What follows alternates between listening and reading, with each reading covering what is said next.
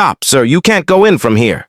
The words landed hard, louder than the traffic outside the private hospital. The iron gate stood tall, polished, guarded by security cameras and men in pressed uniforms. Beyond it, the building rose like a palace of glass and marble. Clean, quiet, expensive. The black man froze. His name was Elijah Moore. He looked down at his worn shoes, then back at the guard. He had driven 6 hours straight. No sleep, no food. His jacket still smelled faintly of rain and road dust. In his hand, he held a small folder, edges bent from being opened too many times. "I'm here to see a patient," Elijah said calmly. His voice was low, controlled. The guard barely glanced at him. "Visitors enter from the other side." "This gate is for staff and VIPs. Elijah nodded once. "I was told to come through this entrance." The guard's eyes finally lifted, slow, measuring, suspicious. "Who told you that?" Elijah hesitated for half a second. "The hospital board." That earned a laugh. Not loud, just enough to sting. "Sir," the guard said, shifting his stance, "please don't make this difficult." Behind Elijah, a white luxury SUV rolled up. The driver did not even stop fully. The gate opened at once. No questions, no delay. Elijah stepped aside and watched it pass. Something tightened in his chest, not anger, not surprise, recognition. He had seen this scene before, just with different buildings, different uniforms. He turned back to the gate. "My mother is inside," he said. "Room 1208. The guard paused. He tapped something into a handheld device. "No record under your name." Elijah exhaled slowly. "Her name is Dr. Helen Moore." That changed nothing. The guard shook his head. "Still no." People were starting to look. Nurses passing by slowed their steps. A receptionist behind the glass glanced up, then away. The moment stretched, uncomfortable and public. Elijah reached into his folder. "I don't want trouble," he said. "But I do need to go in." The guard's jaw tightened. "Sir, if you don't step back, I'll have to call this in." Elijah nodded again, calm, almost gentle. "Please do." The call was quick. Quiet words into a radio. A response that came faster than expected. 2 more guards approached. One of them looked Elijah over and said, "What seems to be the problem?" "He's refusing to use the public entrance," the first guard replied. Elijah lifted his eyes, not to the guards, but to the building itself. High above them, carved into stone and steel, were words most people never noticed up close. Moore Medical Center. His last name. The second guard followed his gaze. He frowned. "Wait," he said slowly. "Moore?" Elijah said nothing. The wind moved through the open gate. Somewhere inside, a monitor beeped. A stretcher rolled past. And in that quiet pause, everything was about to change. The second guard stared up at the building again. Moore Medical Center. The letters were not small. They were not hidden. Polished steel, mounted deep into white stone visible from the road. Most people passed without thinking. Tonight, the name suddenly felt heavy. "You related to Dr. Moore?" the guard asked. Elijah finally spoke. "Yes." The first guard crossed his arms. "Lots of Moores out there." "That's true," Elijah replied. "But not many hospitals." A nurse had stopped nearby.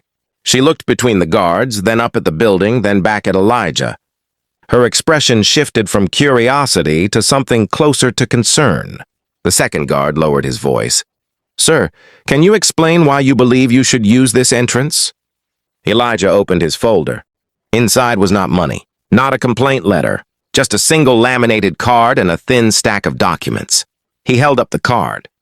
It was old, slightly scratched, the hospital seal stamped in gold. Founding board, lifetime access. Underneath a name. Elijah Moore. Silence. The nurse leaned closer. Her eyes widened. "That's not possible," she whispered, then stopped herself. The first guard's face drained of color. "Where did you get that?" Elijah did not raise his voice. He did not smile. "It was issued to me 20 years ago," he said. "Back when this place was still a concrete shell and a promise." The radio on the guard's shoulder crackled. A voice asked for a status update. No one answered right away. A man in a tailored coat approached from inside the gate. He had the look of administration, neat hair, fast walk, controlled urgency. "What's going on here?" he asked. The nurse turned to him. "Mr. Caldwell, this man says his name is Moore." Caldwell frowned. "Which Moore?" Elijah met his eyes for the first time. "The one on the building," he said. Caldwell's posture changed instantly. Shoulders stiff. Smile gone. "That's not funny," Caldwell replied. "I agree." Elijah handed him the folder. Caldwell flipped through the documents quickly, then slower, then stopped. He swallowed. "These signatures," he said quietly, "are original." "Yes," Elijah said. "My mother insisted on ink. She hated digital records."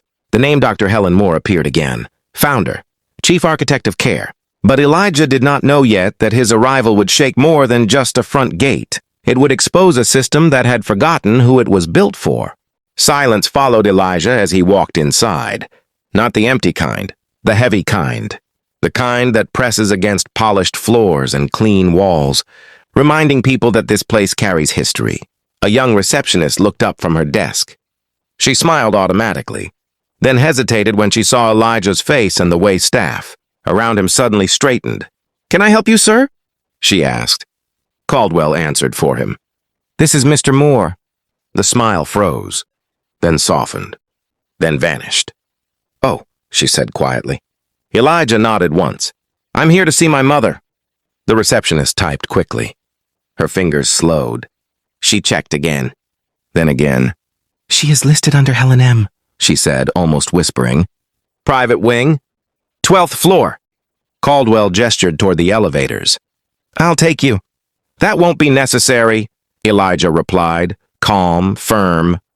"I know the way." That was not arrogance. It was truth. He walked toward the elevators like someone returning to an old neighborhood. Each turn felt familiar. The smell of disinfectant mixed with coffee. The soft hum of machines. The rhythm of footsteps. A nurse stopped suddenly when she saw him. "Mr. Moore?" she asked. Elijah paused. "Yes." Her eyes filled. "Your mother used to walk these halls every morning, even after she retired. She would ask us questions. She remembered our names." Elijah swallowed. "She still does." The nurse nodded, then stepped aside, letting him pass as if this was a procession, not a visit. Inside the elevator, no one spoke. The doors closed. Numbers climbed. Caldwell cleared his throat. "We did not know she was admitted. The board was informed of a private donor case." Elijah turned slightly. "That was intentional." "Why?" Caldwell asked. "So she could see how this place treats people. When they think no one important is watching." The words landed hard. The elevator reached 12. The private wing was quiet. Too quiet. Soft lights, thick carpet. A place designed to feel like safety. A doctor waited near the nurse's station. Older. Calm. Experienced. "Mr. Moore," he said, extending his hand. "I'm Dr. Patel. I've been overseeing your mother's care." Elijah shook his hand. "How is she?" Dr. Patel hesitated. "Stable, but disappointed." Elijah exhaled slowly. "That sounds like her." They walked together. As they passed rooms, Elijah noticed something that made his jaw tighten. A cleaning staff member rushed past, eyes down, pushing a cart. A security guard followed her, watching closely. Elijah stopped. "Why is she being followed?" he asked. Caldwell looked uncomfortable. "We had an incident. Missing supplies." Elijah turned fully now. "Was she accused?" "No," Caldwell said quickly. "We were just being cautious." Elijah's voice stayed even. Caution without cause becomes suspicion. And for the first time in years, the gate did not protect the hospital from people. It protected people inside it.